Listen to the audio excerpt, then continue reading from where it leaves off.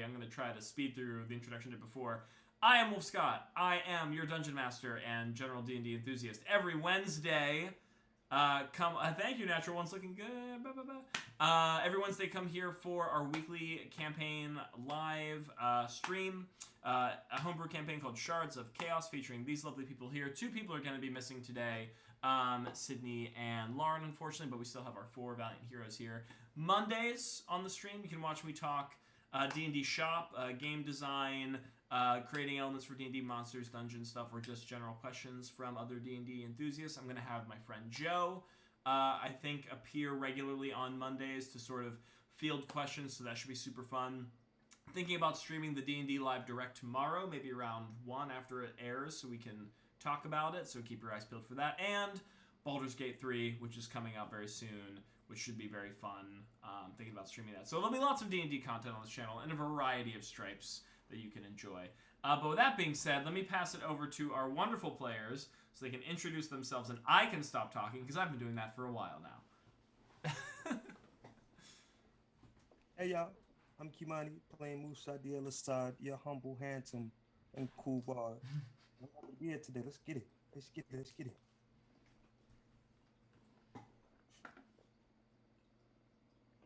Who's gonna be? I'll jump in. Yeah, I'm about to say. Jump, yeah. No. Go for it. I am Zach. I will be playing Zorvarax, our dragonborn fighter, who is looking to destroy some gnolls in order to help pay back the debt of the villagers who helped him save everyone else in town earlier in the bar. I'll go next. I'm Garrett. I'm playing Yoan Byrne, our wizard for this adventure. It turns out that we were promised to track down some gnolls while he was recovering, and I think he's looking forward to burning a few more of those puppies up. Pardon the pun. Quite literally. Hi y'all. My name is Amber, and I'm playing Nadara, our half-dro rogue. Watch me steal some more stuff and slice with more daggers. We love that. Okay, I think with that being said, I'm going to try and get us through our recap so we can get to some adventure tonight. When we last left our intrepid heroes, so the party had met for the very first time, trickling into a roadside inn and tavern by the name of Onathi's Roadhouse in pairs of 2. Some of our heroes had previously known each other from other life circumstances, which will be revealed in time. But they were all led here with the promise of good coin, which they are all in desperate need of, and a method of transporting themselves northward towards the central city of the continent of Mira, known as Danareth, which seems to be a destination for a lot of our current heroic figures. They were promised this payment by a mysterious figure who signed a notice for a request to be escorted across the continent by simply signing their name, the Man in the Morion. And after some hijinks with some tavern goers and slowly trickling in and meeting one another, an individual wandered into the bar, sort of a scholarly type, a gangly young fellow wearing knight's armor that seemed very ill-fitted and not a day used, and struggling to carry in some very some heavy packages.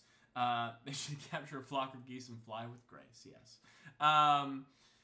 Struggling to carry in some heavy packages, this young gentleman took a table to himself, unfurled a bunch of maps and parchments and papers, and then placed a Morion helm on the edge of the table, and the party suddenly began putting 2 and 2 together and quickly came up to him to ask what was what. They found out that this gentleman's name was Percival Graham. Percival Graham is a member of a Chevaliant order known as the Valiants. They're sort of like an itinerant law-keeping force. They help... they're not bound to any one particular realm in Mira. They travel across it, helping people, defeating monsters, all that good stuff. But he is not officially minted into the organization, if you will. He has not been fully knighted. And he has been tasked, however, with delivering this very secretive, very important package with him to operatives of the Knights Valiant and he wants to make sure that he can do that without dying, which is why he's conscripting the help of some adventurers. Seemed very nervous, very tight-lipped about the whole ordeal. After you pressed him for a little while, you kind of realize it's because he didn't really know that much, and he's kind of like he's so low on the order that he's pretty much just been given this blindly. Oh, thank you. We just pulled another. I can't see who's just said that, but who subscribed. But thank you, new subscriber. We're also, by the way, only 4 away from hitting 50, which is the first requirement for Twitch affiliate, I think. So thank you so much for everyone who's been following. If you're watching and you're enjoying and you'd like to follow, we'd really appreciate it because that's really that cool was for Ken us. Dizzle 3, by the way. Ken Dizzle 3. We love Ken Dizzle 3 right now. Yes. So the party finally sort of got him affiliate party. Yes, affiliate party. We'll definitely do that if we hit it for sure. The party finally twisted his arm enough to have him admit that the reason why he was so nervous and so tight-lipped about all of this is because he is actually related to a individual named Theor Graham, who is a very famous Order of the Knights Valiant. And it is Theor who pretty much handed him this task, and if he fails, it's his uncle. And if he fails in the eyes of his uncle, not only will he be falling short of his family legacy, but also the Valiants, and so he is very much not one to do that. The party was just about to decide to join him in this endeavor to deliver this mysterious package northward, when suddenly glass shattered all around them, and the tavern was filled with cruel black arrows whistling over their heads. Apparently, Ken, this is from Discord. Yeah, thank you, Vorps. Whistling over their heads, cruel black arrows pierced through the tavern, and a moment later, hungry, frothing-mouthed gnolls began to descend upon Onathi's roadhouse, all covered in sort of sickly pustules and boils, and ready for a fight. A quick scuffle ensued. The gods of fortune were definitely on our party's side as they cut through the gnolls with relative ease, only suffering some minor scrapes. And after they chased the rest of the beasts off, they were able to have a celebratory drink at the bar. They had complimentary stay at Onathi's, and they fell in for a long rest. That is, most everyone rested peacefully with the exception of Viola, our cleric. Viola, instead of being able to rest peacefully with the rest of her friends, or I should say her comrades, friends may be a little generous right now, we'll see how it goes, was instead treated to somewhat of a nightmare/prophetic vision, where she was aboard a sailboat alone on a vessel far too large for one person to command, sailing through. They are actually starting at level 1, so Natural Ones UK, quite literally level 1 adventuring, starting at level 1. So we are climbing the ranks. Aboard a sailboat, sailing across a dark sea, stormy skies, and in the distance, a figure, a massive titanic figure, sort of made of golden light, with their back to Viola's ship. So large, in fact, that the ocean only swallowed up to the creature's waist, was waiting and sort of marching away from the boat, getting ever further away. And Viola began to call out the name of her god, which is Tetrios. In this world, Tetrios is the god of cities, fortune, storms, law, sort of a very central figure in the pantheon of Mira, who she has sworn herself to. And no matter how desperately she cried or how hard she rode that boat closer to this figure, never turned around, never got any closer. As she collapsed to her knees and began to weep in sort of her struggle, there was a flash of light from above and a rumble of thunder as an angelic figure descended from the skies, we'll say, of her dreams, as this celestial being manifested before her, winged, piercing golden eyes, all-knowing sort of aura. She addressed the figure as Orsino. Orsino seemed to be somewhat of a fatherly figure or a guide to Viola, trying to comfort her in being very aware that she was desperate to commune with Tetrios, and he seemed none so eager nor pleased to reciprocate, saying that she knows that she has to earn his ear before he will turn to face her. And that is also when Viola removed her hood before Orsino, to which the party doesn't know this, but now at least the viewers know this. She has revealed a god's rune, which has been etched across her brow, born with it. The god rune of Tetrios, a celestial symbol, which marks her as an Azamar. So she is a mortal, born of divine blood, with apparently divine significance in some manner. And Orsino affirmed in her that she would have her day. It was her destiny, but things would have to be done first. And to which he sort of pointed out towards the rest of the boat. And she sort of had a shared a hallucination almost in her vision of the rest of the party who she just met, Musadi, Yoan, Nadara, Gray, Zorvarax, all hurriedly helping her try to man the boat, try to steer it more safely through these dark and stormy waters. And Orsino pretty much said, if you continue to follow these people, it is a part of your divine path. I don't know all the answers, but we do know that Tetrios has seen this. And should you stray from them, and then a big lightning bolt crashed down from the sky, tore the boat asunder, and Viola woke in a cold sweat in her bed. So she did not have the best of times, but she at least was given some very powerful information from on high. She joins the rest of the party downstairs to catch a breakfast. It was around this time that Gray decided to not join the party for breakfast and instead go inspect some gnoll corpses outside. The people at Onathi's Roadhouse had dragged all of the previously slain gnolls out of the bar because, hey, who wants those rotting up the actual bar all night? Gray decided to inspect the wounded and the deceased and found that these weird boils, the sickly sort of these growths that are crawling across these gnolls, she doesn't know what it is, but it is certainly not natural. There's no current disease that she is aware of that this would cause. This seems like some sort of foul supernatural influence which is causing this sort of sickness in these beast folk. She then rejoined the party just in time to meet with Percival and the rest, eating and sort of talking about their next best steps. Percival pretty much gave them a quick rundown of the route that they were taking.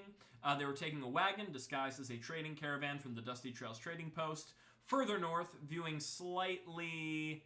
I'm really bad at my compasses, so I'm going to look at my map for a second.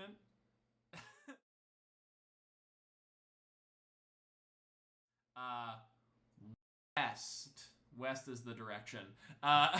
Toward where Sunstep, which is where they're currently located. Sunstep is an area that is a lot of rolling golden plains, high heat, amber waves of grain, meets Riverholm, which is more rocky, covered in rain and, as the name implies, waterways, lakes, rivers. And they were going to find a boat to meet with the Valiants and continue their delivery of their parcel. As they were discussing this, Viola decided to talk with some of the injured townsfolk from before, gave them a rousing speech to Tetrios, and overhearing this, Onathi, the barkeep, approached her and said, hey, thank y'all so much, in his Onathi way. Thank y'all so much for helping us out. Y'all really just saved our hides. But we have another favor to ask of you. And essentially pulls out a bounty notice that was posted by the Valiants of Mira for a gnoll of particular importance by the name of Corpse Eater. Whether that name was given to her or that is her name is another question, but Corpse Eater is the name of the gnoll.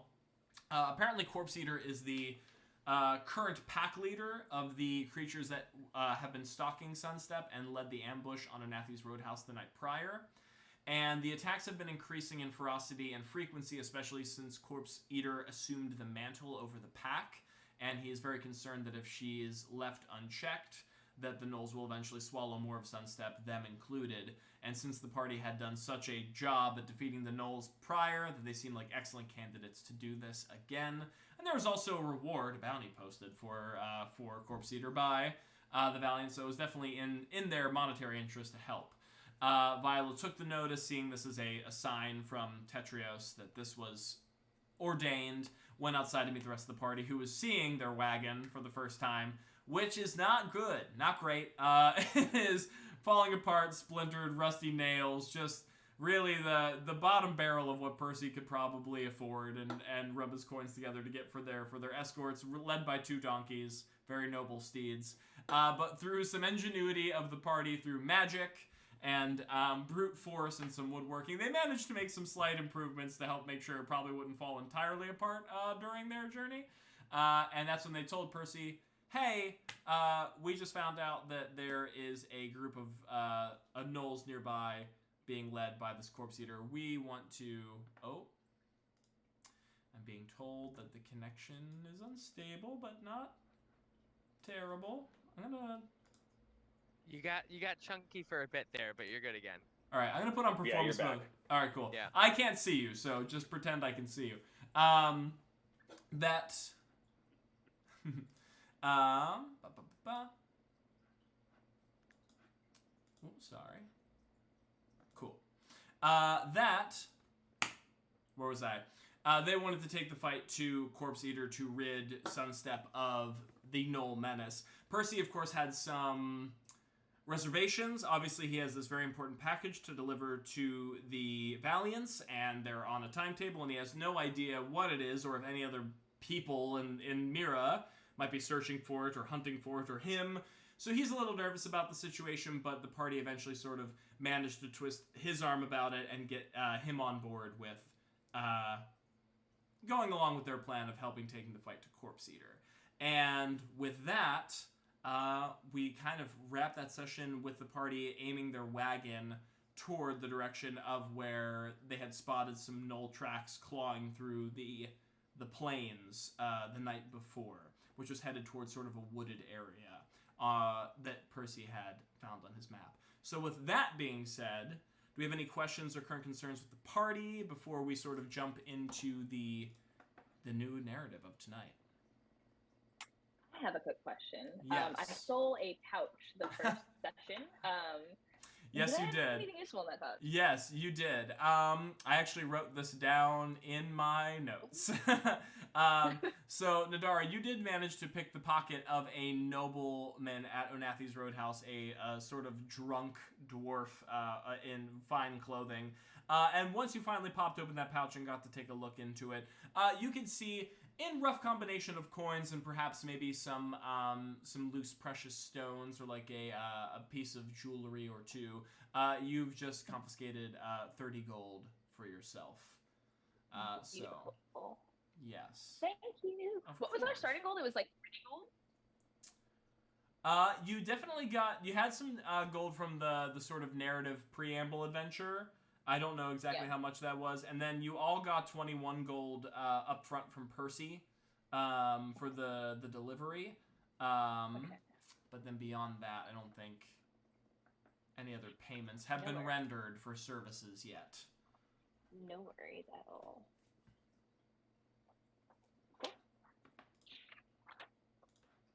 Yeah. Okay. Anything else from the rest of the gang? I think let's boogie. Let's boogie. Yeah. Okay.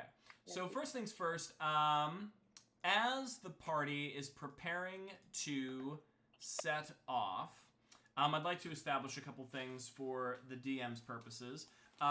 First thing is, by the way, if anybody's interested in any of these game systems that I'll be blatantly stealing from other great content creators, let me know. Lazy DM, Lazy DM's Guide, produces some great stuff for DMs who are trying to learn how to cut and run adventures.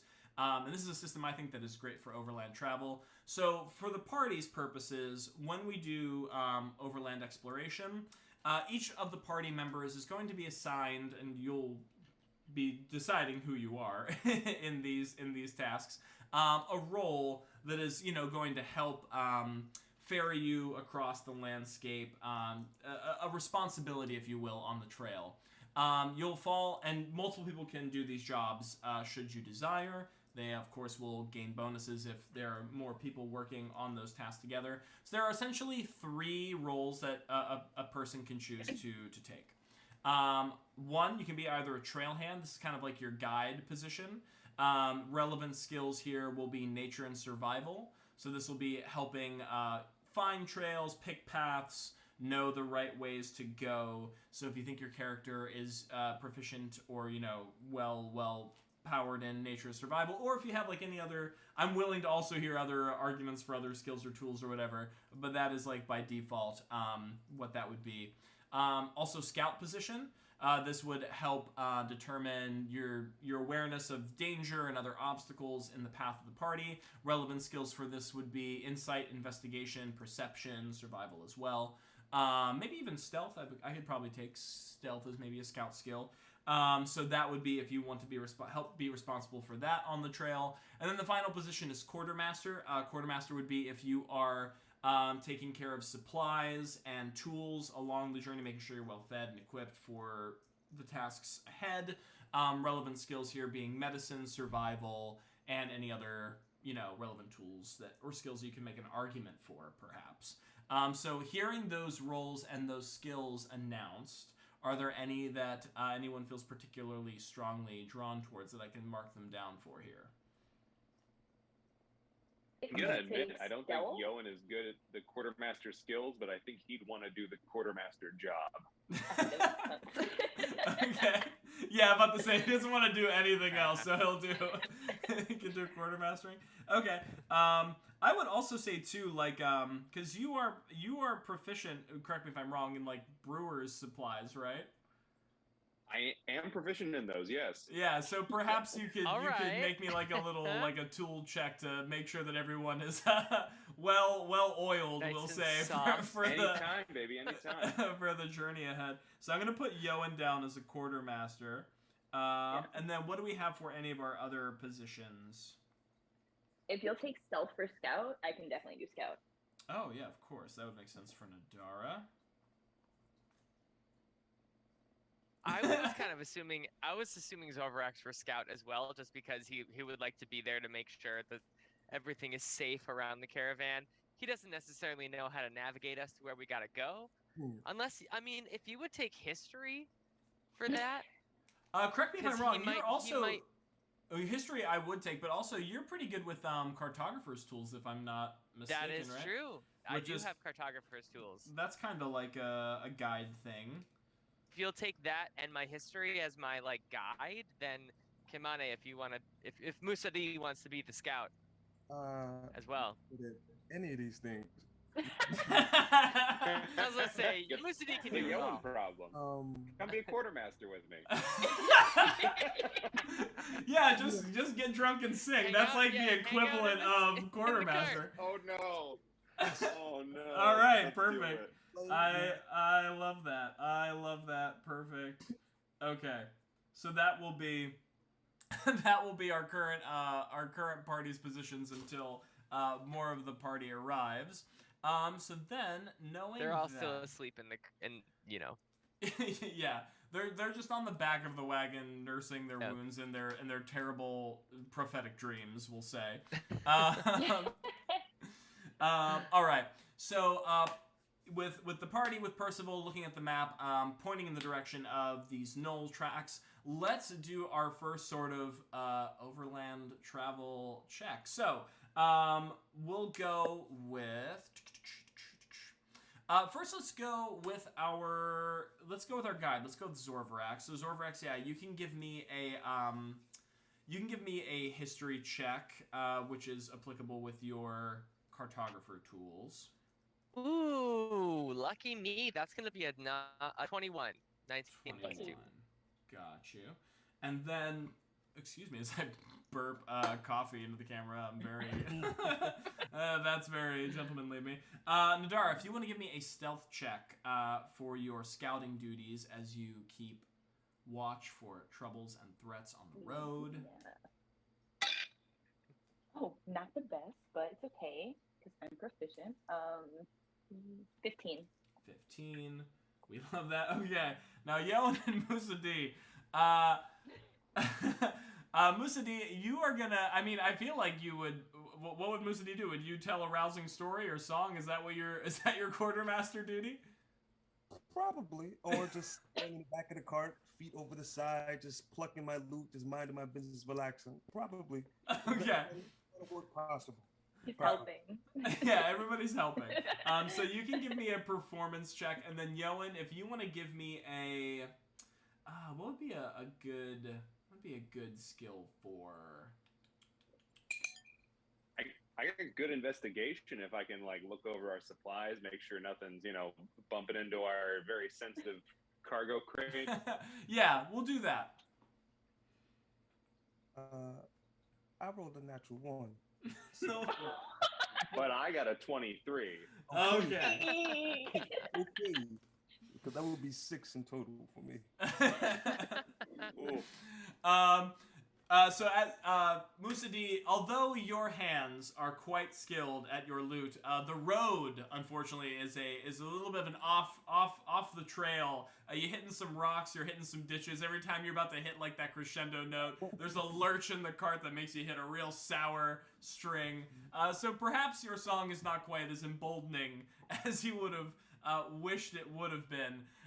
But luckily, Zorvarax, with the help of Percival going over their notes together, Percival actually like looking over, knowing of what he knows of Zorvarax, where he basically doesn't understand like common quips and like sayings. Is I'm sure Percy's very surprised that my maps are actually accurate. Did you? These are you've created these. These are your maps. You didn't. Someone didn't find them. Someone didn't happen to slip them into your pack when you weren't looking. No. Please, this is my parchment. I learned to chart maps before I learned to write in common. Right. That is not That's not normally how it's done, but I can see you're a natural. Well, I get shapes better than I get letters. I don't know what to say. As he looks at your maps and they're like predominant. It's like predominantly everything pictures. that's labeled as something isn't really accurately labeled, but at least it's in the right place. You know what I mean? It makes sense to Zorvarax. Yeah, exactly. Yeah. Like it's like Zorvarax's code. Well, as long as it doesn't lead us to certain doom, I will gladly look at your map. As he sort of like, you can see there's a bit of frustration on his face as he starts like furiously erasing things off of his look maps at my and map like here. making I adjustments. have a notation for certain doom, and he points to like the corner, and there's like a little like red asterisk that's not anywhere on the map, but he's like, it's there for when I find something. So, you're going to write it when you find your certain doom. I just want to get the order of operations. When you are doomed, you will make the notation. Yes, I will write it in there when I'm in certain doom. I have yet to experience that. I imagine you haven't. But good show. But between the two of you, you managed to argue your way a good path through the plains into the woodlands. And Nadara, keeping your eyes low on the horizon, looking for more knoll tracks as the sun slowly sets into, like, we'll say maybe a midday afternoon. Although the air is, rife with tension as you head deeper and deeper into knoll territory, you do not see any lurking shadows nearby. So the party seems to be passing through this area relatively safely at the moment.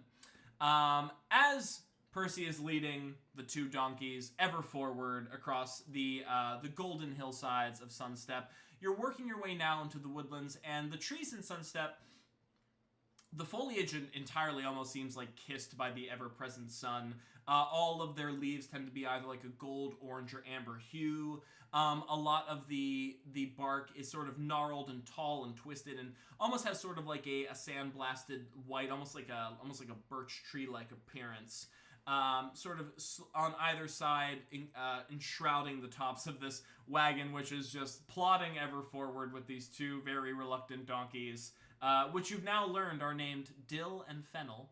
I love that. Dill and Fennel just and plodding along piece by piece. Percy, holding the reins, takes a deep breath. These valiants, servants of the nobles, servants of the sovereign, the high sovereign at that. That would be a job, wouldn't it? Just sort of rule everything in a roundabout way, sort of Lord High of all. If I was sovereign, you know what I would do? I would just have a holiday where all you do is read. No shops, no business, no busy work, no training.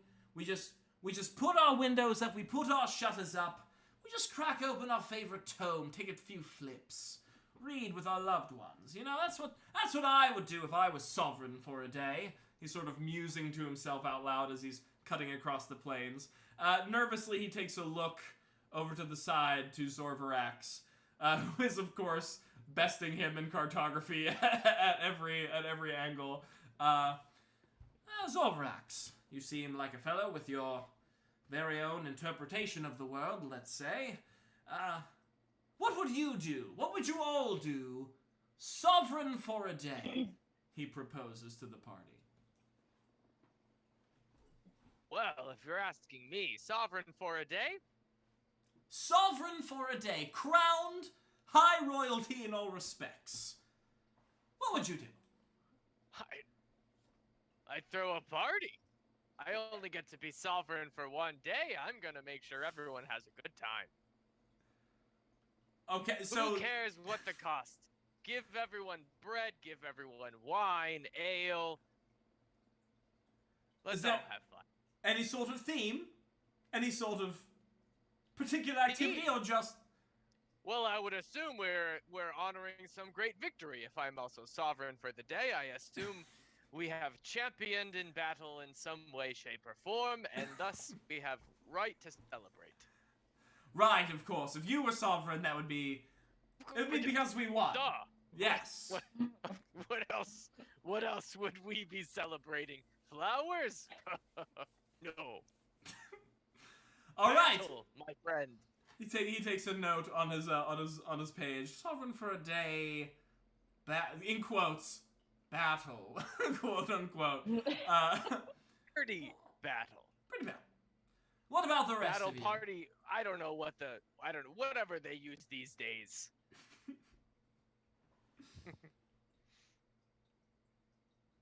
The lot of you? Spare no expense, sovereign for a day? Any ideas? Never thought about it? I think about it It's more okay than I if care mine to was admit. the best idea. I won't be offended if you guys don't feel like you can share. No, actually, I just didn't want to be a copycat, if you will. I was going to say about the same thing, sort of a celebration, a fete, lots of flowing mead, I should think. I feel like I would have to. Well, I would say I'd use my father's brew, but that feels a bit like nepotism. That's a bit sketchy, isn't it, eh?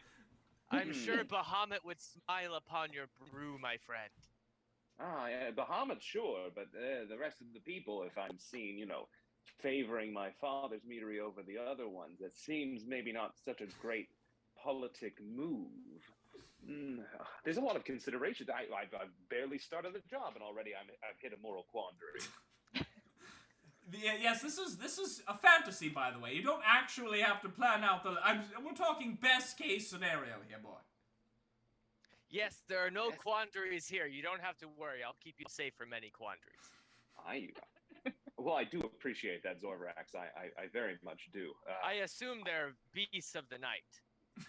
Well, whatever it would be, I think I would have to set everything in motion, get the right vendors, make sure everyone's having a good time, and just sort of step back, make sure that everything is going right, nothing's going wrong, sort of hands off after everything's in motion, you see. A plan to the finest detail to the end, of course. Yes. I definitely see and understand everything you just said. I do well believe that, Zorvarax. I do. Musa D, you seem to have some words. A look upon your face. Turns a darker shade of red. Sex. That's it. Yes. I mean, of course. As you can see, like adjusts his glasses as like some steam appears on the front lens. Okay, just no holds barred. Just sort of we throw up the shutters, we spill out onto the streets, sort of deal. Yes. Okay. Ooh. Not mad about it. Stop that, Nadara.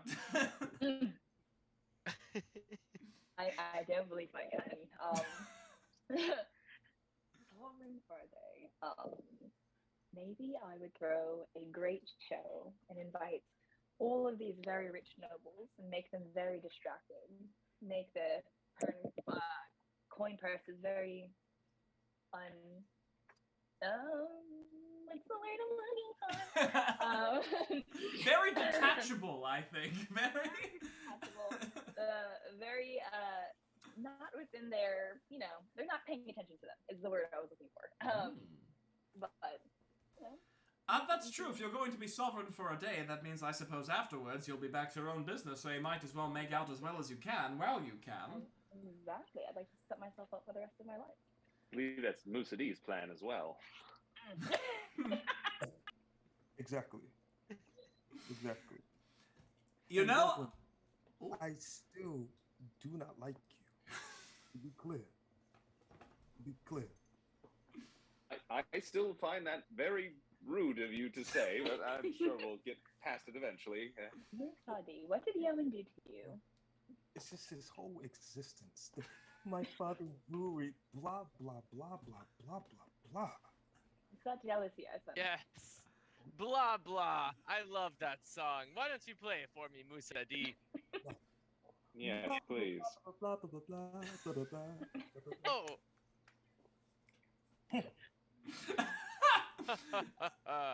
Oh. Percival just watching the chaos ensue, just like Musa D and Yoan sort of staring daggers at each other from either sides of the cart, now bursting out into song. Well, I've seen you fight. I know you can do the job. I guess it doesn't matter what you do or say in between it, because it certainly paints a different picture. But onwards and upwards as ever, I imagine. As he just puts his eyes back to the road. Actually, westwards. Onwards and westwards. Not up. Yes, I forgot. I'm here with the master of cartography. How dare I speak out of turn? Everyone give yourself a point of inspiration for humoring Percival as he talks about what you would do as sovereign for a day.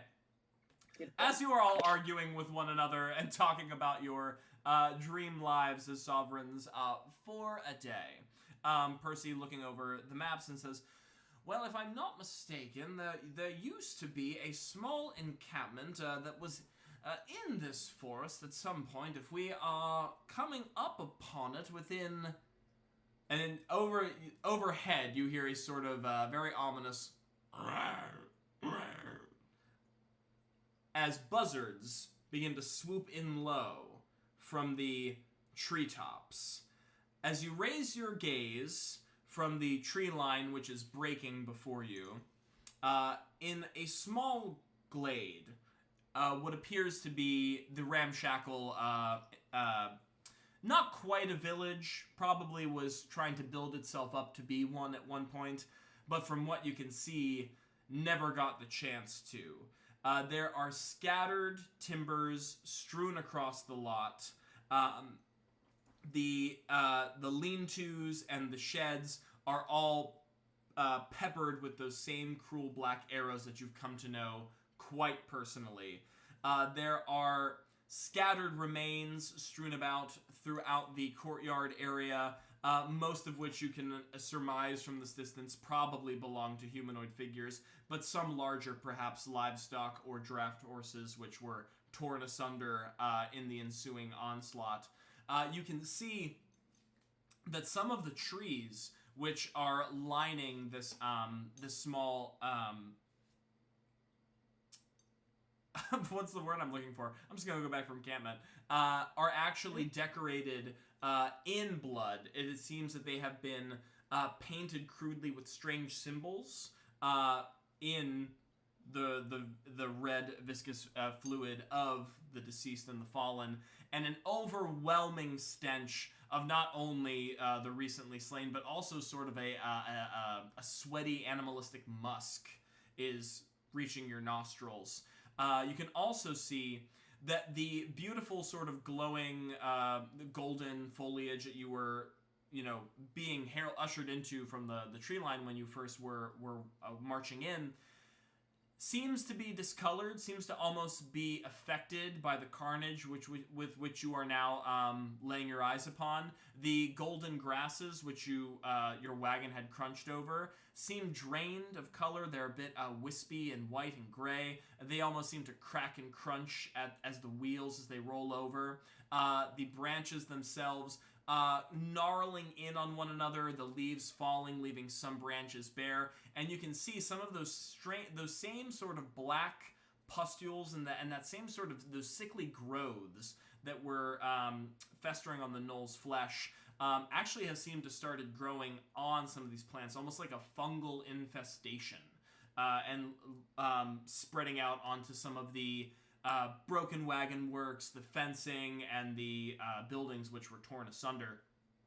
From what you can see and from your current draw distance, the only living things that are currently within this vicinity are buzzards, many of which are circling high above the fallen, some of which have now swooped down and begin to peck hungrily at the corpses, and a few which perch on nearby objects near the wagon and just stare somewhat longingly, somewhat ominously into the direction of the party, unmoving. Can I throw a nature check at the spreading corruption around here, the pustules and whatnot? Okay.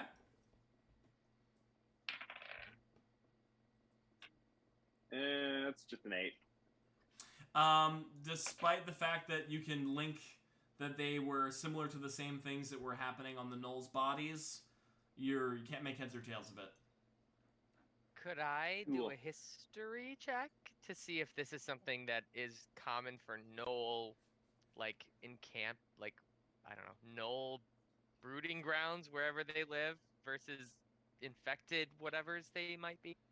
Yeah, I'll do a history check on sort of gnoll. That gnoll life? That's gonna be Yeah. a 19. 19. So Zorvarax, you sort of plumb your mind of the history of gnoll gnoll life, as you called it. I mean, I've been around. I've probably seen these gnolls in the wild. I might know what their hives look like, That's true. right? From what you can see, and what you've read, when a gnoll warband becomes significantly influential, significantly powerful, right? As you sort of discern from conversations with the party members before who had succeeded on identifying these gnolls, many gnoll tribes, especially the more aggressive ones, are aligned with a certain demonic influence by the name of Yinogu, right?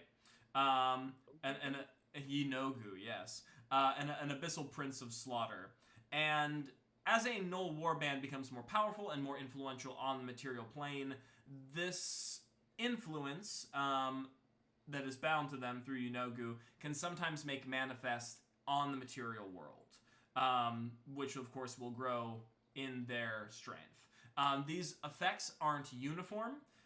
Sometimes they take different forms, depending on how the gnolls interact with their environment or the specific blessings, if you will, quote unquote, which are given to them by Yinogu. But it is not uncommon for the areas around the gnolls' lairs or their areas of attack to actually physically be affected by their presence because of this sort of abyssal influence. All right. And you said that there were like bodies and corpses around that these buzzards are picking at. Correct. Excuse me.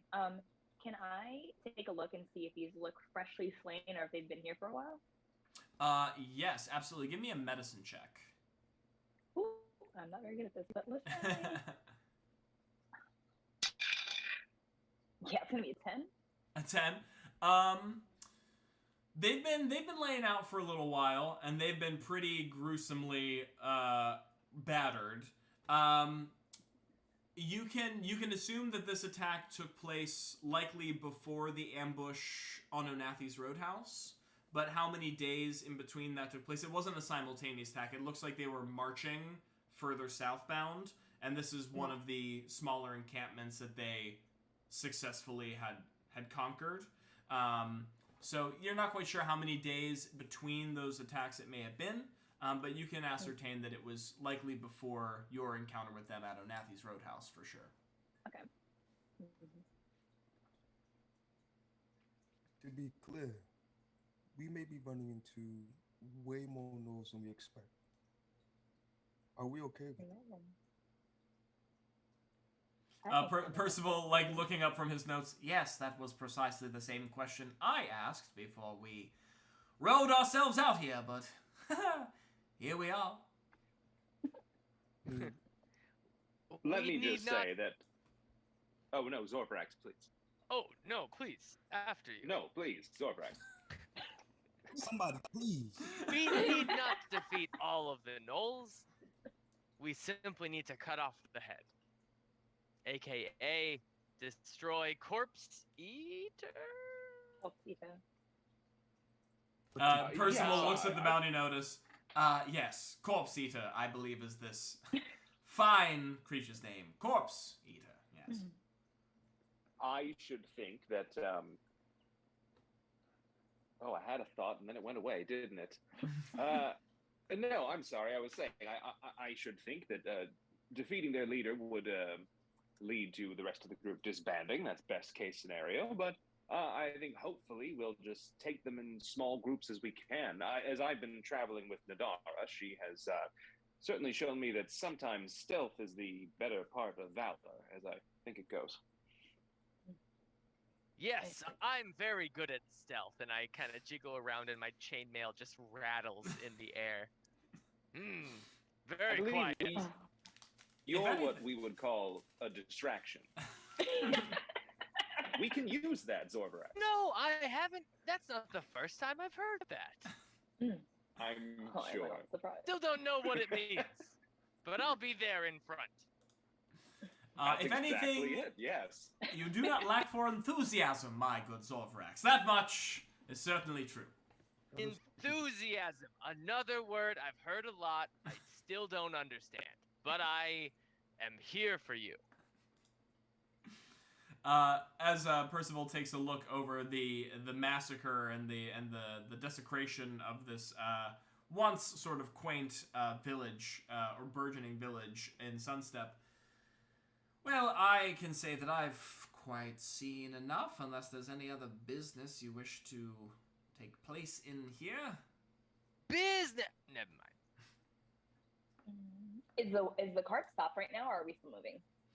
He has moved it to a halt, especially whenever the party decided to investigate some of the finer points of Got the it. scene. Well, these buzzers aren't our problem. We may as well move on. We know the gnolls are up to no good, clearly. If I we should keep think moving, so. everyone should be on their guard. I'm sure we can follow this back trail and find them. Precisely. Yeah. Yeah, By their trail Suncester's of destruction. outpost. Suncester's outpost should not be too far from here, I imagine, unfortunately. If they've already been taken, perhaps Suncester. Wait, hold on 1 second. Does any of these dead bodies look like they have any kind of shimmery trinkets? Anything nice? Oh Anything my nice? God. Loot waiting the for us. dead. Second, I'm not looting the dead. I just want to make sure that their memory is honored. I don't want to leave any artifacts untouched. Try not to touch any Oh. of the pustules, friend. Oh, I also was not judging you, but I'm judging you, Blue. That's disgusting. dead Zorvrax? have no need for these trinkets, and I would like to know that their honor can live on after their death. Right, Blue, right. Go right ahead.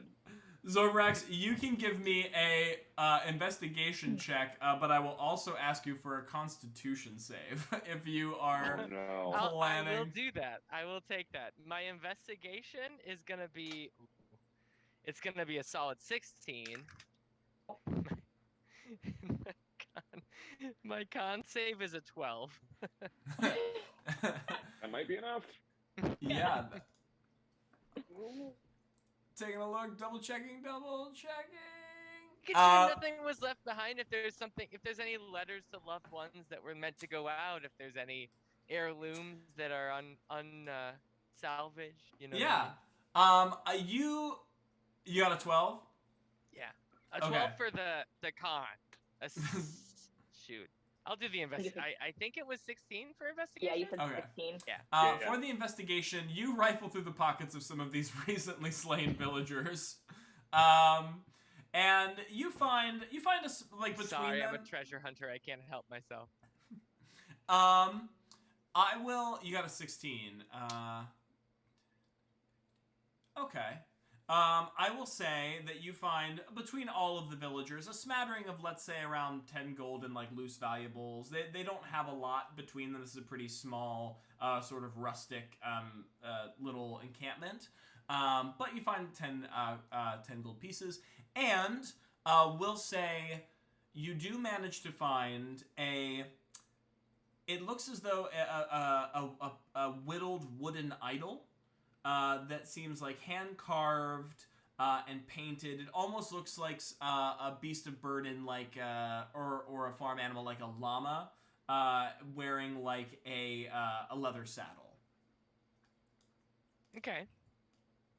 I definitely would. Huh? How big are we talking? Like enough that I could tie it to maybe add it to my accoutrement that I have dangling around me. Yeah, absolutely. You could definitely loop one of the leather bits like onto your armor for sure. I'll do that, and I'll get this checked out later. Clip it right on. Unfortunately, a llama, you say it might be? It's a wooden statue. yeah, I mean these are like peasants. These are like Oh, I know. rural peasants. Yes. Unfortunately, though, as you do turn the llama over in your hand, you do look at your scaled clawed palm and notice that it is smattered now with a inky black material, which begins to almost pulsate against your hand. Zorvarax, you are now currently suffering from the poisoned condition until... Ow! Oh, this is gross. Something turns in your stomach. I throw the llama thing on the ground. Stupid, greasy goat beast. Yeah, there's definitely something turning in your stomach for sure. I'll give you a... Are you going to leave the goat on the ground? Yeah. It gave me the inkiness. I'm like, oh, no, not worth it. No, get out of here. Ugh. Zorvarax marches back to the cart with now a strange black stain on his hand, which is beginning to bubble underneath of his scales. Does it cause me any damage immediately, or is it just there for now? Just the condition, cool. yeah. Nadar kind of like inches away from Zorvarax. I just like point like, anyone know what to do with this? Percival like scoots back in his seat, almost at the very end of the driver's bench. I believe I'm more acquainted with the pens and papers than I am the poultices and the bandages, my friend. You are on your own with that. Well, maybe when Viola wakes up from her slumber, she can help me out. Any other business you have here at the ruined encampment? Nadara wants to ask, how far away are we from this outpost? Well, Cerncestors should be right through the woods here. Perhaps maybe a few hours before we touch ground, presuming that there is ground to touch, seeing all of this chaos. And we're heading straight for the Gnolls hideout? This is where we're going? Yes. Unfortunately, I'm not quite sure where they're hiding out. I know that the trail leads in the direction of the outpost, the trading post. I wagered that perhaps they might have seen something. They have people go to and fro there quite frequently. Perhaps they had an eye on the scene. But seeing what I'm seeing here now, perhaps a stranger fate befell them. It's awfully close to Cincestors. Yeah, I agree. We should proceed cautiously. Righto. Party in agreement? Yeah. Yeah. All right.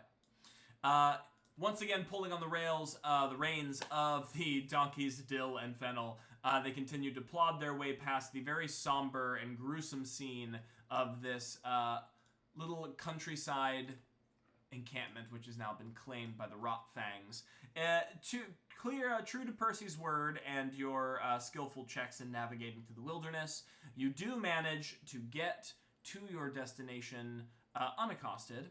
As the tree line breaks, you can see what appears to be a large golden hill, a mound of that same sort of prairie grass, which rises up from the surface of Sunstep, and on top, with some sort of spiraling, plodding dirt trails leading up to it, is a two-tiered, like, stacked building with a all sort of cobblestone base, a very rustic sort of build.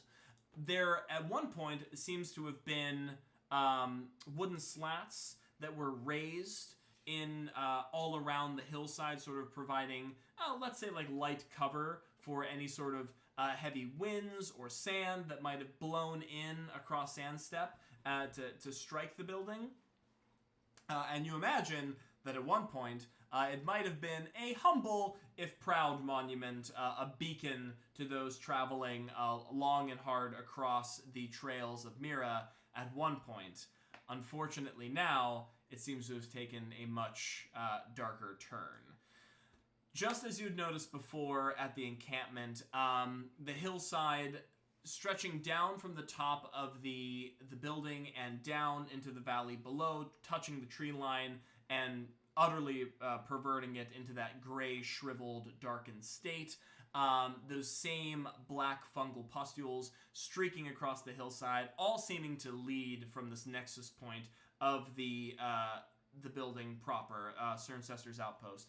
The outpost and the walls surrounding it, the sandblasting walls, are riddled with black arrows and claw marks, some of which look like they've been forcibly torn down in some sort of scuffle, and once again painted with fiendish sigils in what appear to be mortal blood. More so than that, you can see that the corpses of beings and other meat sources, like animals, have been dragged to the front of the hillside and almost arranged in a ritualistic manner around the hill. You don't know if whether this is keeping some food for later or a warning sign to those who may trespass. It seems to be serving both purposes regardless. That the smell of rot and the musky scent is thick here to the point where, as you try to inhale, it nearly chokes your lungs. I'm gonna need everyone to give me a Constitution save to try to weather that. 15. And Zorvrax, I'm gonna say that you get disadvantage because you are already afflicted with poison. Oh, awesome. I love having disadvantage on my already horrible roll. That's going to be 7. 7? 15 for me. 15, Yoan and Musadi? Yoan's got an 18 as he claps a perfumed handkerchief over his nose. Of course he does, yeah. Zorvrax essentially did the same thing, but he did it with his own with his already poisoned hand, just like smeared black goo all over his face. Oh no! I rolled a natural one. Oh no! Oh my god! Throw that die out. Musadi, you begin to, and Zorvrax, you begin to cough profusely as this overwhelming stench of death and rot hits you. As you look down at your hands at your cough. It's 420 after all. Yes, exactly. Perfect timing. As you look down at your hands covered in your like saliva from your coughing, you can actually see there are trace elements of like an inky black liquid in your exhalations. Musadi, you are also poisoned. And Zorvrax, you are now suffering from 1 point of exhaustion as your body begins to give way underneath this corruption. What does that imply again? That I have disadvantage on. Right now it's Ability only checks. Right now it's only disadvantage on ability checks, but if it builds, then it could be worse and worse and worse and worse. Aside from this, You can hear, in the distance, your wagon is obviously towards the very break of the grasslands and the woodlands before heading into the hillsides proper. You can hear sort of the distant, argumentative sort of yips and growls of gnolls coming from the hillside. But from your current draw, you don't have eyes on any of them. You can just smell them, you can see their carnage, and obviously what looks to be Cerncestors being in occupation by the Rotfangs. What does the party do? Are there woods sort of to fall back into, somewhere to kind of get away from the stench corpses and batten down a little? Yes, so the woodlands does surround the hillside. If you want to approach Cerncestors and get to where the gnolls are likely congregating, you will likely have to wade through all that unfortunate scene.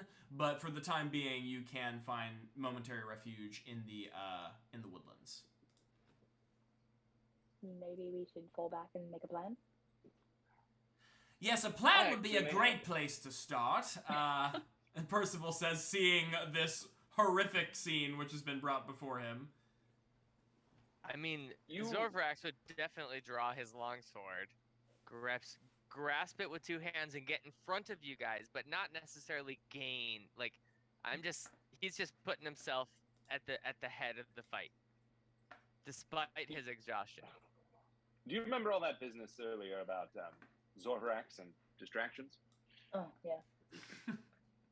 If a lot of us were to secret ourselves away and Zorvrax and perhaps brave Percival were to make a bit of a ruckus out here near their food supply, the gnolls might come running.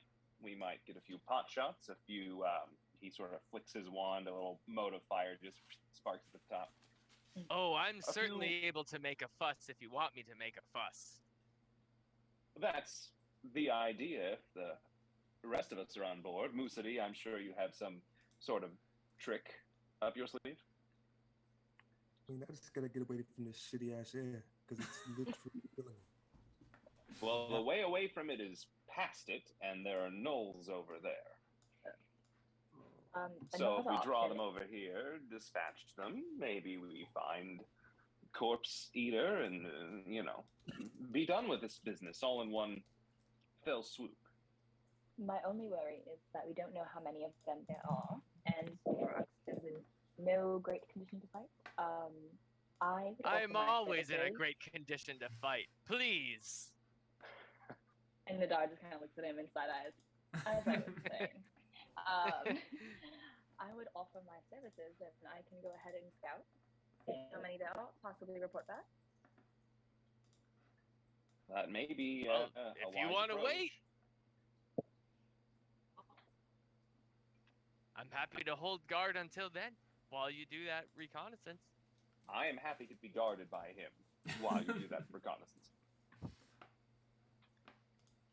All right, so it sounds like the party's in agreement that Nadar is going to stalk forward first, unless I'm hearing any qualms with that. It's my with that?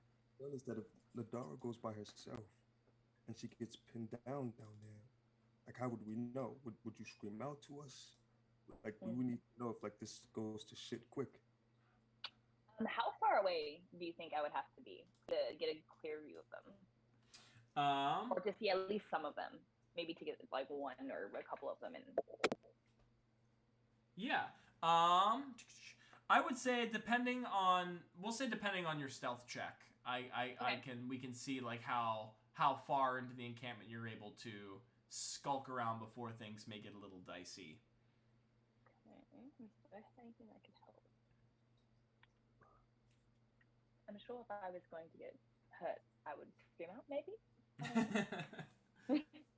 I actually do have a bit of magic. As long as I can see you, you and I could communicate back and forth.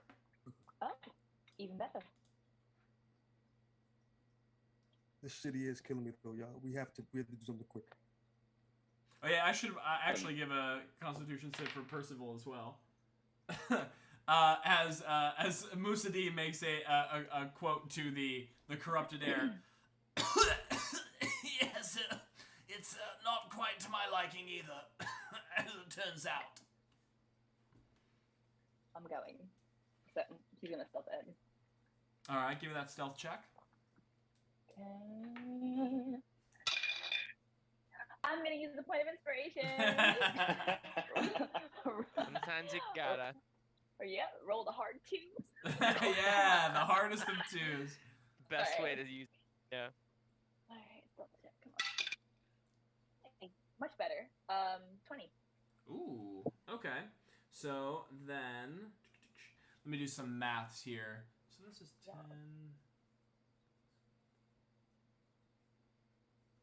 Okay, so Yeah, then. can I respond with your magic? Yes, so I'm gonna use the message spell, which I'm gonna say that we've been traveling together for a while. I'd have used this. I basically point toward you, I whisper a message, and then you hear the message and can whisper one back, but we're the only ones who can hear each other. Got it. And so I'll just constantly be like ping, ping, ping, and then whenever you want to say something back. Taking a moment away from this dramatic scene to just thank chat for complimenting me on my mustache. It's very important. I will always appreciate any chat-based mustache compliments. Thank you very much. All right, so Yoan, you've cast message on Nadara. Nadara stalking forward. Yes. Okay.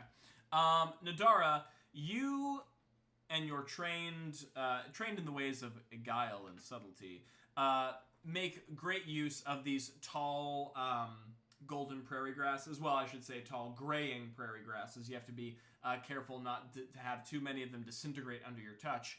But you do manage to use them to remain relatively out of sight as you stalk forward and take a look at the outpost proper. So the layout of the outpost from your eyes, there's one large central building, which I mentioned before, seems to be two-tiered. There's also a smaller building on the side, which has a few doors on it, which you imagine might hold various supply caches or things that the supply outpost might need to house temporarily or store temporarily. You can see as you're creeping up from the woodlands, you're kind of creeping up on the back of the outpost. The front of it would be facing out towards presumably where a road bisecting the woods might be. The first thing that you see is there is a small little fire pit situated behind the outpost. Around it there are 5 gnolls, which are sitting around it. You can see there are some that are holding what a normal mortal might be using like a chicken leg or something like that, but this definitely seems to be like the arm of a mortal being at one point, and just sort of digging its fangs in slovenly, sort of just tearing chunks of meat off like of the bone, not even bothering to cook it over the fire, just pretty much just sitting using the fire as like a primal heat source. You can see the gnolls around.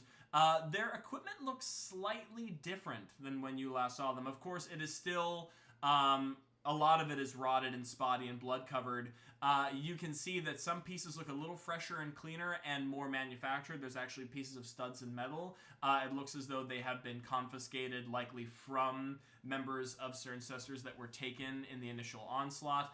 You can also see that their weapons, which before were very sort of crude stone spears and whatnot, have been replaced with more well-manufactured metal versions. Some even, you can see 2 gnolls actually are sort of bickering over what appear to be a longsword. And you can see that nearby there's actually the slain corpse of a gnoll, which appears to have a sword stab wound through its gut, as the other 2 like argue and push each other and try to wrestle the swords out of each other's hands. Oh, hey, what's up, Candy? That's my cousin Candy, guys. Thank you for joining the stream, Candy. Hello. Wrestling over this equipment. They are so distracted fighting over this meat and these shiny new metal objects that you can sort of sneak around to the side. The small buildings that are lining the edge of the outpost, one door is hanging slightly ajar, and you're able to peek through it just enough to see what appears to be barrels of alcohol, maybe like some mead and wine and things like that. You can also see that some of them have been crudely pried open, just sort of spilling out onto the cobblestones below. And you can see at least a couple shadows of what you assume to be gnolls with wine-stuffed bellies laying flat, completely hammered beyond all recognition of themselves, strewn about in that place. Next to that area, hey, we got a follower, Grammy Cracker. Hey, what's up? Thank you so much. We're getting so close to that 50, friends. We're getting so close to that 50 followers. Close. You can see there's actually not so much a lock, because as you can probably ascertain by this point, the gnolls don't really fumble with that sort of technology, but it looks as though that it has been forcibly shut. Bits of wood and metal have been jammed into this one door to make sure that it remains firmly... Whoa! Steeler58 has also joined. Thank you so much. Wow, we are just popping off right now. One of the doors has been very firmly shut in a crude manner. Whoa! Okay, cool. King BB Benny B. I'm just gonna keep shouting them out. Thank you so much. We are just on fire right now. Thank you. Let's go. Yeah, I know. The way our stream started thank you tonight, so I'm like much. very happy that this is the way that it's going. Whoa! And Illuminati 288888. I I think we might have actually just hit 50 right there. Illuminati in this Oh, piece? Oh. That might have put us over 50. Yo! Yeah. Did we hit 50? Wow. That's and great. these lovely folks were brought in by Candy. Thank you so much, Candy. 50, Wow. baby. 50 Yeah. Magical. You all are here watching the Knolls get scouted. Thank you so much. Well, Literally just peeping on some gnolls. peeping on some Knolls. Nadara, as you loop around towards the front of the encampment, you can see another gaggle of 5 Knolls, largely doing the same, although, whoa! I love you 3000 and Daenerys X getting some more likes in here. I'm just going to keep announcing them because that seems to be the right thing to do. Thank you so much, and some fun emotes in the chat. You see another 5 Knolls, which are largely doing the same as the back group, although because they are situated on the front of the road, they seem to be taking their job a little bit more seriously. They seem a bit more attentive towards the roadside ahead, looking to see if there are any wayward travelers or other wagons that might be unfortunately hoping to find their way to Cerncestors. And then, finally, although you can't get a good bead on what is happening within Cerncestors, obviously you're on the outside of the encampment, you can see that there appears to be a hearth light coming from inside of the building, glowing from both the top and bottom floors. And you can see, from your current vantage point, you probably wouldn't have a good view on the upper floor, but you can definitely see some shadows rumbling about on the main stage, on the main floor. So if this... You can wager, you can see at least 10 on the grounds. You can assume there's probably more inside. Okay. I want to whisper back to Yoan. There are at least 10. There's activity in the large main building, top floor and bottom floor. There is a locked door. There seems to be a supply building. We could probably ambush them right here. Most of them are not paying attention. Most of them are drunk. Most of them are eating. What do you want to do? Just a moment. Yoan's going to turn to the rest of the party and just say, well, it seems like there are about as many as we faced back at Onathi's, which was a struggle, we'll call it, but... I should mention that they are slightly better armored than the ones we faced back on Onathi's. And it seems like they may have acquired a few bits of weapons and armor in their various raids and you know, carnage and destruction and all that. However, several of them are drunk, sitting around a fire. Others are in a building. We might be able to take them in several waves. And Nadara says that we may be able to get the drop on them right now. Well, I look at Percy. We learned from the last time we can face them again. Right. Slap You him on the back can face real them again. hard. I think I'm going to make sure nothing happens to the box, which is my entire purpose for being here. Let's all just remind ourselves that that is why I'm here, and allow you all your madcap journey into the very literal jaws of death. Percy, I would trust no one else with protection of this box. I believe in you. And I point at his nose, maybe a little too hard. As that, like, the finger, which has like a stain of black sort of like creeping up on it, like gets closer to it, sort of like backs up. I understand. Yes, you believe in me. Just you believe in me a little farther over in your direction. How far away is Nadara? Well, it depends. Nadara, do you wanna stay in your current position towards the front of the outpost, or do you want to sort of scurry back towards your friends? With your current stealth check, I don't imagine that's going to be difficult for you. Although I might call for a stealth check just to make sure you can get back safely. Yeah, I think I will actually come back to them so we can figure out what we're doing. You want stealth check, right? Yes. Come on. That was a natural 1, so I'm going to use my last inspiration point. Whoa! Get him out early. Get him out early. Man. What is happening? Oh my gosh. If you don't use them, you lose them. So. That's true. That's true. Yeah, you lose them when you use them later. I was gonna say you lose them when you kind of forget that you had them in the first place. Which Exactly. happens. 19. 19. Okay, that is definitely much better. There's a moment, Nadar, where you're creeping back towards your friends as one of the gnolls sort of lifts his head and like looks in your direction, puts its nose to the air, and then just as quickly looks back down and like tightens its grip on its spear and looks back towards the road as you sneak your way back towards the hillside and forward towards your friends. So you can definitely sneak back, or you can get at least within earshot of Yoan's whisper if that's what you'd prefer to do. Yeah, I'll sneak all the way back. It's fine. Okay. As she's sneaking back, Yoan's just going to continue. And just to point out, if there is just the one little raiding party, the keeping watch, we might be able to draw them this way, dispatch them, and then that's roughly a third of the gnolls out of the way, and then it's just 10 more after that, or 5 more? 5 more. No, 5 more, I believe. There was 5 around a campfire, 5 up by the front of the road, some in the building, and 2 or so drunk, laid out on the floor. I think we may have better luck with that than trying for all of us to sneak all the way over there. Get them to come to us. More than happy to make a ruckus if that's what we need. And then the rest of us can ambush them? That's my thinking. Musadi? I mean, correct me if I'm wrong, Nadara, but you were saying that some of them are already laying down, drunk, passed out, and etc. So, like, I'm under the assumption that if we alert them to us, they'll be a little more aware when they're coming to attack us and inevitably try to eat us. That is true.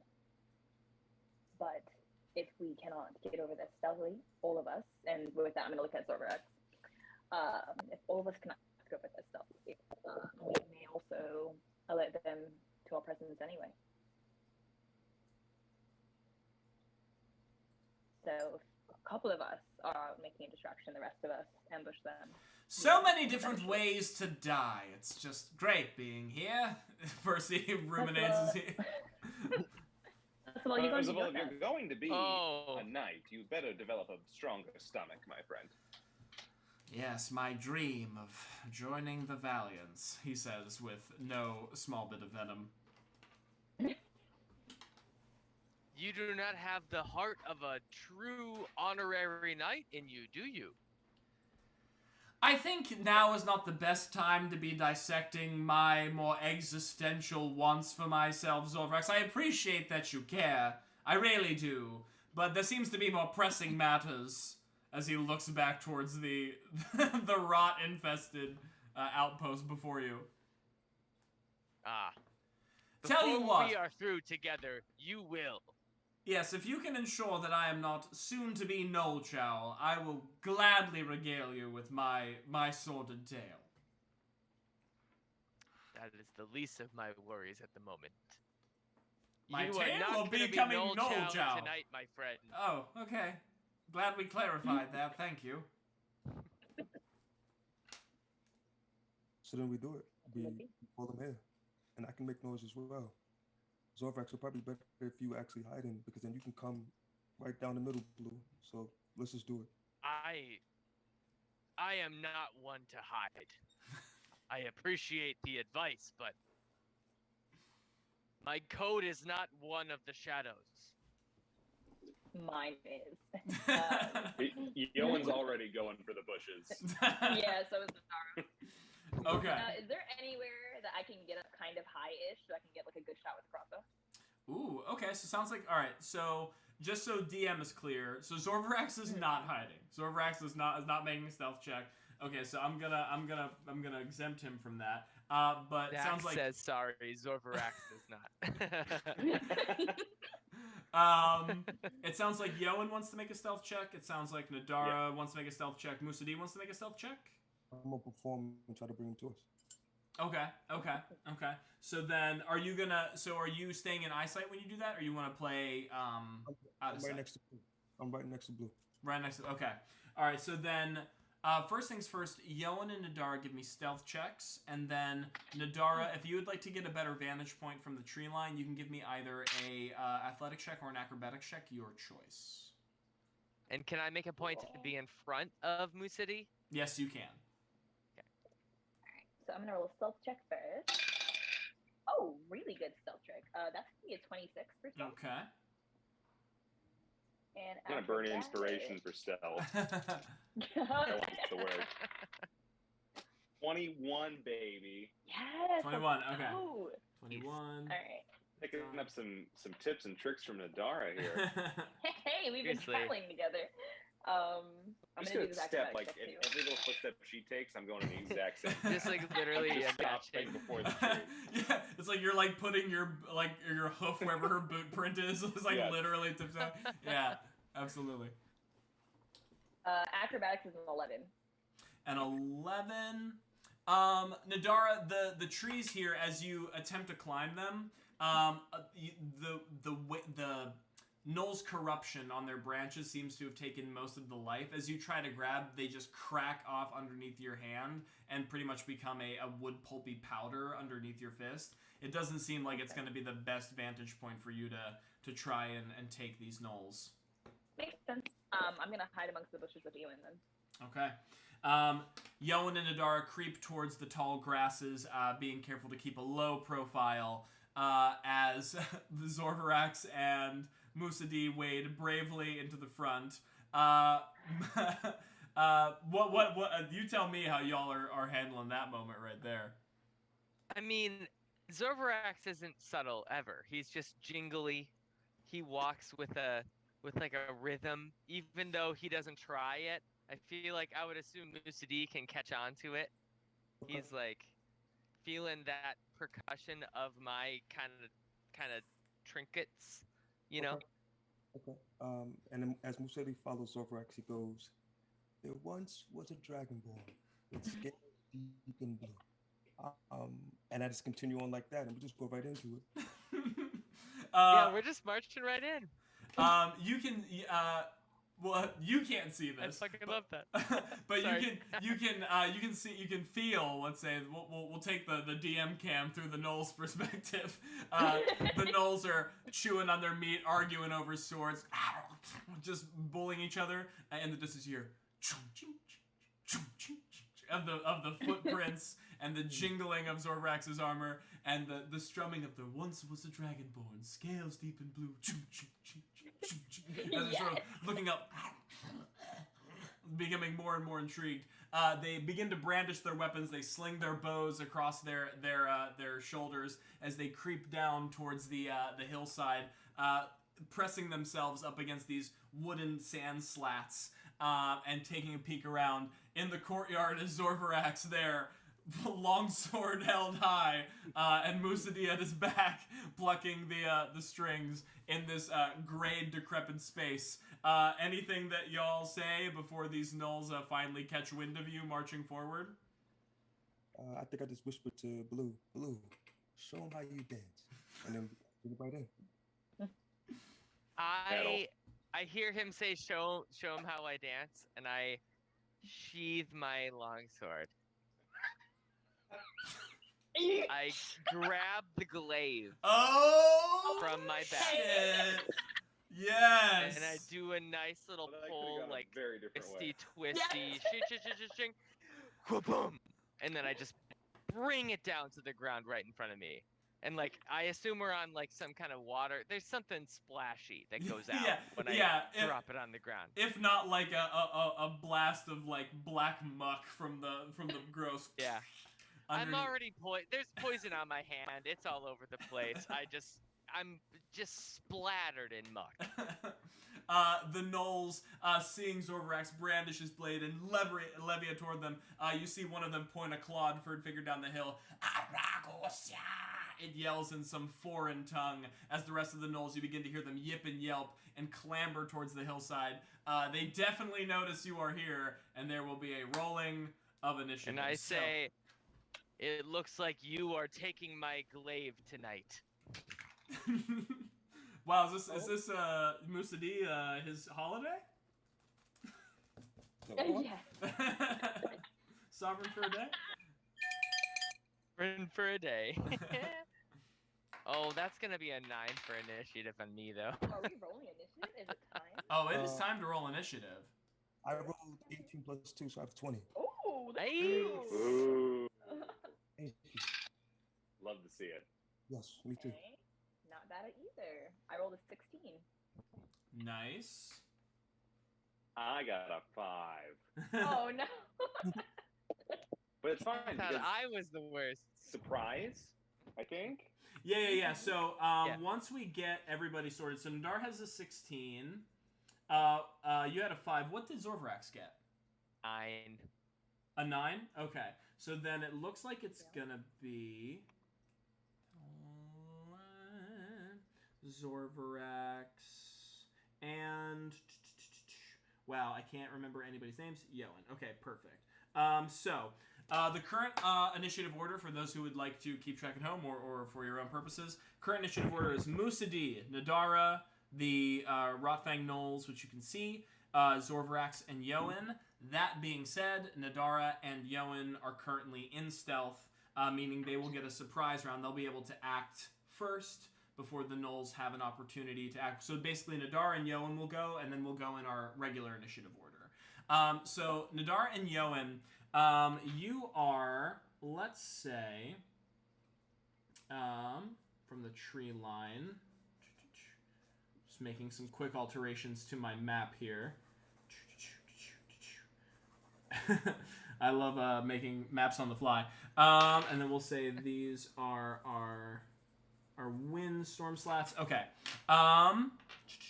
Nadara and Yoan, you can see a gaggle of gnolls. Right now, there's only the 5 that were closest towards the back. You can presume that as they continue to yowl and hip, that more gnolls will eventually descend onto the scene. But for now, you can see 5. They are currently all pressed up against the windshields, the wooden slats that sort of made for makeshift barricades. So they are benefiting from some cover. However, they are unaware of your presence. So you will have certain benefits to your attacks in that case. So, what shall you do? Let's say because Nadara is the highest in the quicker on the draw. We'll have Nadara go first for the surprise. All right, cool. I mean, my only long range attack is a crossbow, so I'm gonna take the crossbow to one of them. Whichever one is probably like, are they all in cover? All of them? Yes, currently they are. Okay. I'm gonna take a shot at whichever one seems to want a crossbow bolt. Excellent. And then, how long is the range on your crossbow again? 80. I mean, I said a range 80/320, so I'm not exactly sure what that means. 80 through 20. Okay, so Yeah, actually, from your current position, 30, 60, I believe you can fire without penalty, aside from the cover. Portcullis arrows or a thick tree trunk. I'm going to count them as 3/4 cover, so you'll be able to fire with advantage. Okay. Fire with advantage? Okay, cool. Yeah. Well, on my attack? Yes. Alright. Okay, not bad. Actually, no, I'll say half cover. So still with advantage? Yes. Okay, cool. That's a 22 to hit. 22 to hit. So because you attacked out of stealth, you definitely get your sneak attack bonus. So you can roll the sneak attack damage as well. Okay, so 1d8 plus 3, and then 1d6. Okay, beautiful. Okay, so... Alright, so... Okay, so... Oh, that was really shitty, but that's fine. And the sneak attack is 1d6. Okay. Oh, okay, not bad. That's gonna be 10 points of damage. 10 points of damage. Yeah. So the knoll. You can see Nadara from the brush side levies her crossbow bolt at one of the knolls. You can see it's the one that's like pointing down the hill, yelling like sort of like pointing at her friends. As it goes to draw the longbow on its back and relinquish it, you hear as something whispers on the wind as the knoll catches something in the throat. There is a spurt of blood that splatters against the wooden barricade as its like outstretched hand tries to like desperately claw at it for a moment to right itself, but its senses have completely been drained from it as it slumps onto the ground and rolls down the hill, sort of adding to the corpse pile that they've stretched out onto the bottom. That is slain. However, firing from your stealth position, you can see the rest of the knoll sort of lift their heads as another one points towards the brush. As they all begin to brandish their bows. They definitely notice you're there now, but the shot was successful. So you fired, and you still have the rest of your actions available to you should you wish to take them. Okay, so they know I'm there now. Let us see. What else can I do?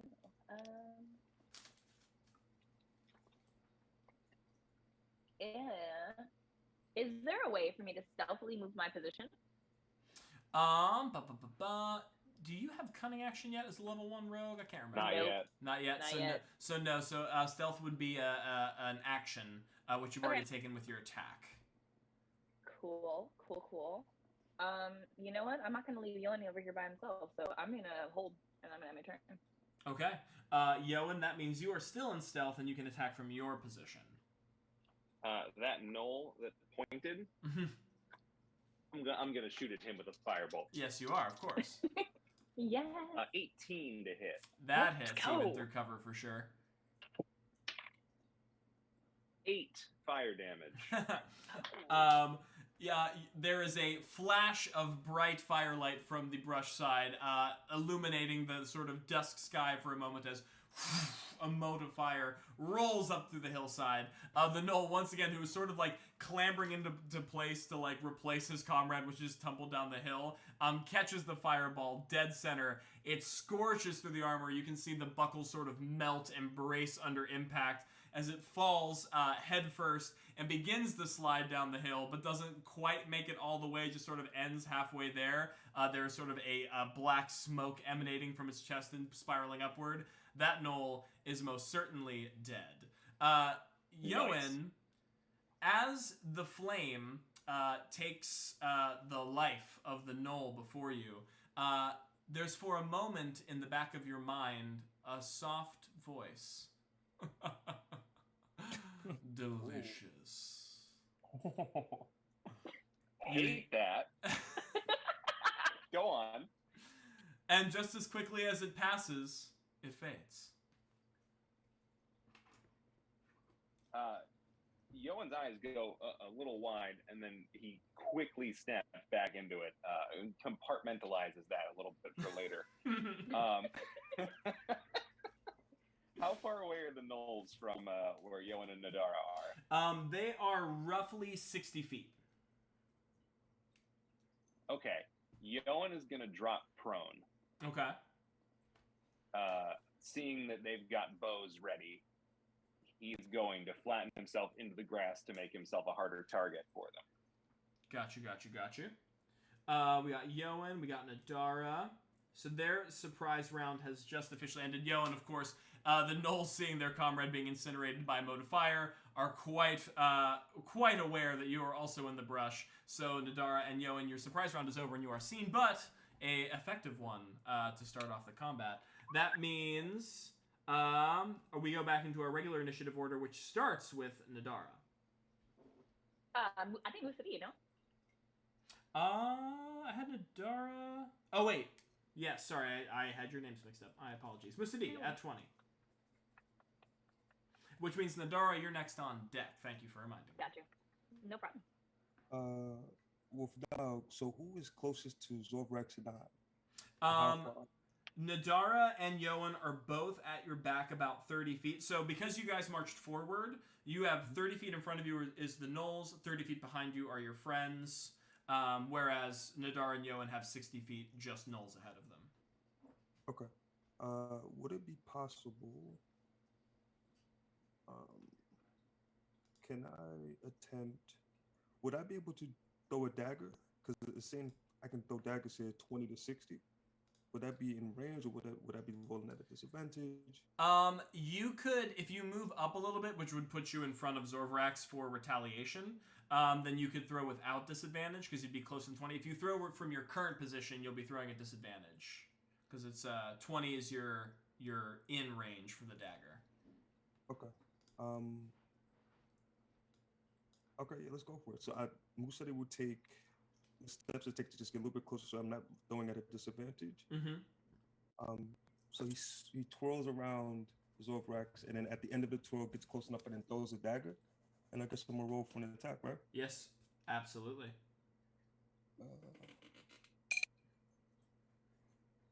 I rolled a 4. Can I use that point of inspiration? Absolutely, you can. That's what it is there for.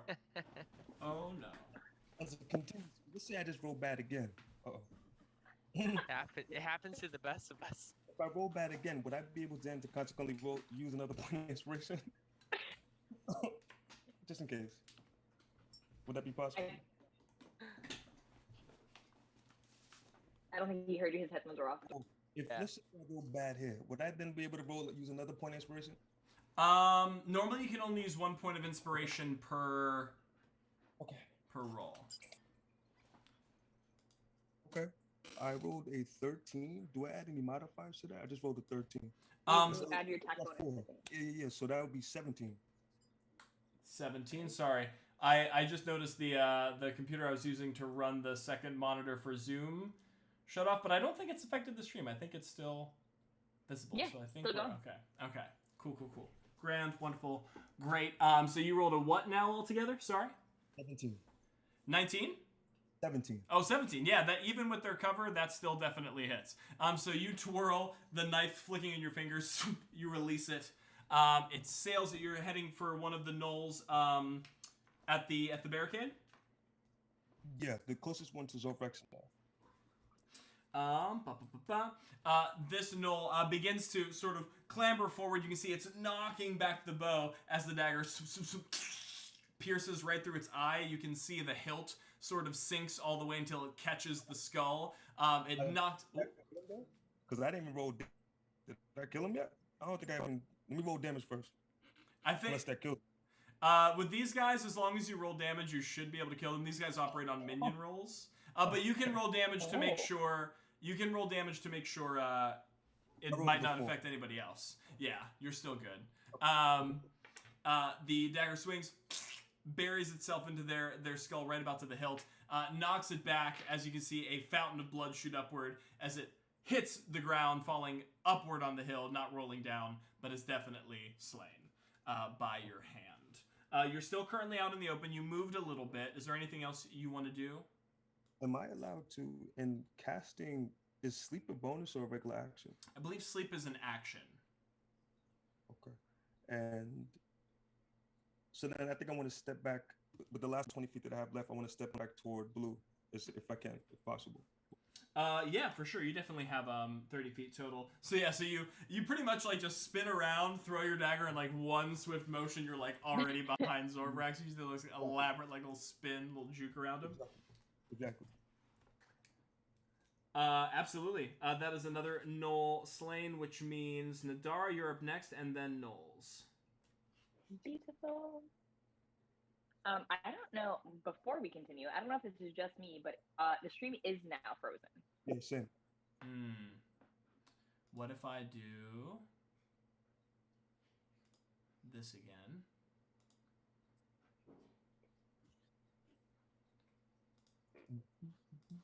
Putting it in performance mode again. I'm gonna try to see if that helps.